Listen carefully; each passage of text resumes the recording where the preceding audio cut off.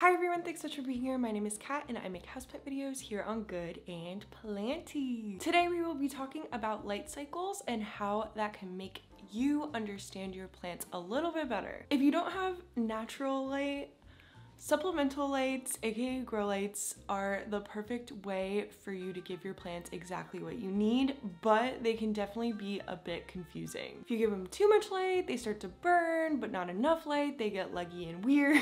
I'm gonna talk about how long you should be using your grow lights for daily, the distance between the grow light and your house plant, and I will be using real plant examples so that you hopefully feel a bit more comfortable with your grow light after this video. But first, that brings us to today's sponsor, Soltech Solutions. Huge thank you to them for sponsoring this video. As you all know, I'm a big fan of Soltech. That is not a secret.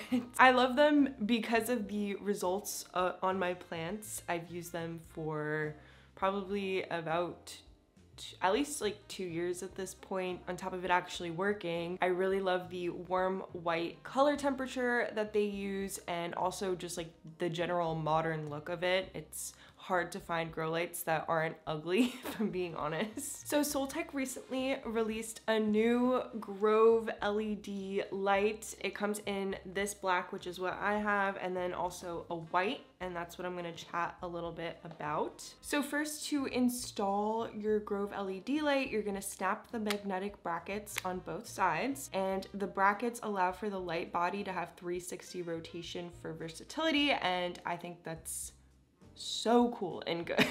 Then you're gonna want to clean and wipe down your mounting surface and peel off the adhesive cover and press the brackets down for about 15 seconds. The light also has a screw-in option, but I rent, so I will not be doing that today. Step 3, you're just gonna connect the power to the light. It's pretty simple. And the light also comes with a little bit of cable management, so it doesn't have to be not aesthetically pleasing.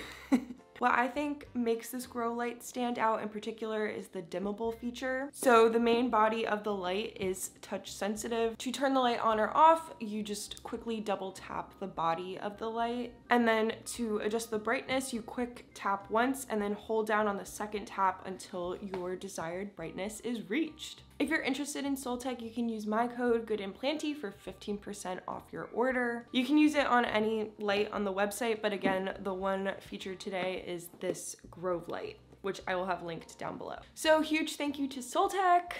Love them, I truly love them so much.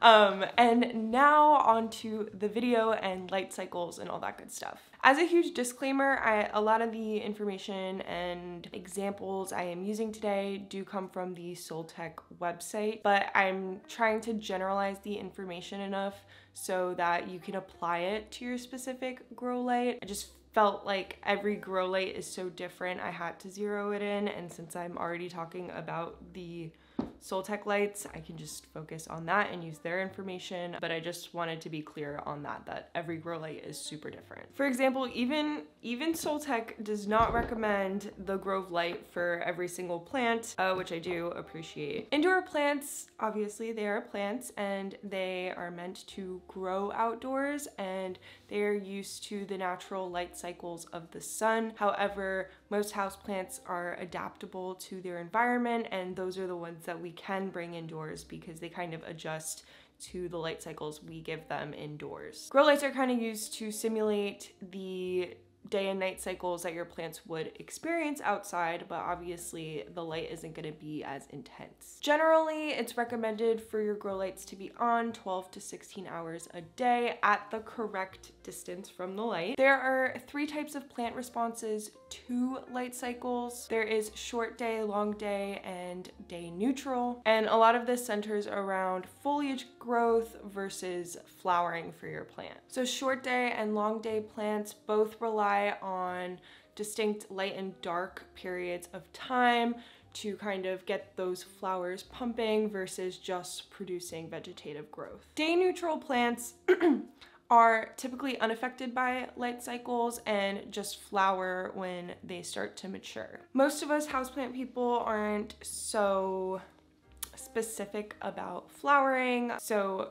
truly I would just recommend like around the 12-hour range is typically what I've done in the past. Anything from like 8 to 12 hours, I do see results, and I just monitor it to make sure it's not too much sun and they're not drying out too fast and all that stuff. When it comes to the distance of the grow light to the plant, that is when I really specifically recommend you looking into your specific plant, your specific grow light, because it can vary. When it comes to the grove light, for example, if your plant needs high light, aka bright and direct light, it is recommended to hang the light about 1 to 12 inches from your plant. If it's low light tolerant, you can make it like 12 to 24 inches, but basically between that 1 to 24 inch range. If you put a plant that needs less intense light too close to a grow light, you will see some issues start to arise, like burning of the leaves. It'll get a little bit chlorotic.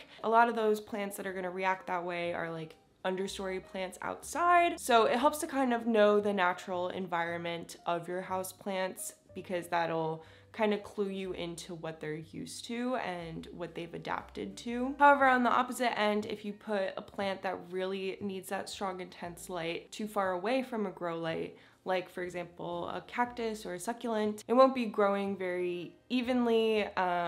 It might hold on to water a bit longer. So there are definitely signs to help guide you in terms of the distance from your grow light to your plant. So to kind of like help explain this, I figured I can go through 3 real life houseplant examples with the Grove Light. So I will be using this diagram from Soltech as a reference, but again, different grow lights, even from Soltech, have different light beams. So look into the specific light and plant that you have. The first plant I want to talk about is a super common plant, the Monstera deliciosa, and that is an example of an understory plant. It can thrive in bright and direct light, but is also a little bit more tolerant of lower light. You just won't see like as much fenestrations and big leaf growth and stuff like that. In terms of natural sunlight within your home, the Monstera will kind of thrive with an east-facing window or a west-facing window, but also like pulled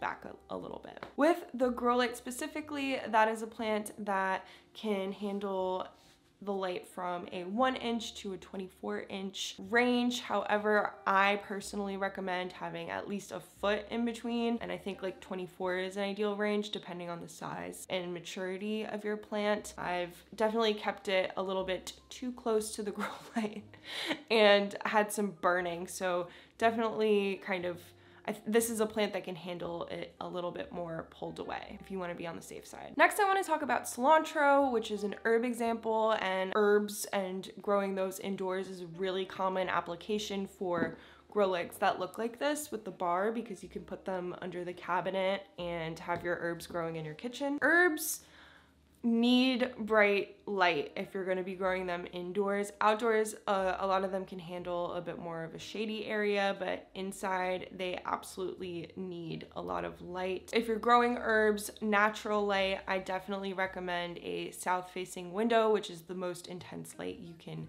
give your plant indoors. Again, always just be careful of too much light and burning of your plant, but I definitely recommend like as much light as you can give them inside. Similarly, that does reflect in how you would use a grow light. Again, for the Grove Light specifically, that would put it at like 1 to 12 inches away, which really again works if you want to do under cabinet lighting for your herbs. That's like already setting a good distance between the plant and the light source. Okay, and the last plant I want to use as an example is the Euphorbia trigona rubra. This is another pretty common plant, and although it's like, I feel I have like clumped it into cacti before, but it's technically a succulent. This is a plant, a house plant that definitely wants bright and direct light. I've kept mine in south-facing windows, but the body really enjoys that bright and direct light, I've noticed, but it produces like little leaves up top, and those are a little bit more sensitive to direct light. If you want to enjoy those leaves, then pull it away from very intense light and don't give it like direct, because I've put mine outside and those leaves like fried off within a few hours. Because of this plant's very vertical growth and need for bright light, it's actually not recommended to use the Grove Light on a plant like a euphorbia. I definitely recommend going with a different light that maybe has a bit more higher intensity and you can keep it a little bit farther away. That way the plant can really get the light it needs. And then also if you get a light that you can keep it a little bit further away from the plant, then you're also not risking those cute little leaves. In conclusion, this video is not here to scare you about light cycles and all of that. I hope I didn't do that. We did not get very scientific today. Instead, I hope that I kind of just made you think about some things when it comes to grow lights and help my viewers see that every grow light can be very different, and so are your plants, and you can absolutely see varied results based on the grow light and the houseplant that you have. Again, I want to say a huge thank you to today's sponsor, Soltech Solutions. You can use code GOODandPlanty for 15% off your order. All of the info will be down below in my description box. And as we've seen today, on a separate note, they're also a really good resource for things when it comes to lighting for your houseplants, and also like a little bit of, they have some like care information. Just from one plant person to another, I've found their website really helpful. So thank you all so much for watching. I really appreciate it, and I will see you in my next video. Bye!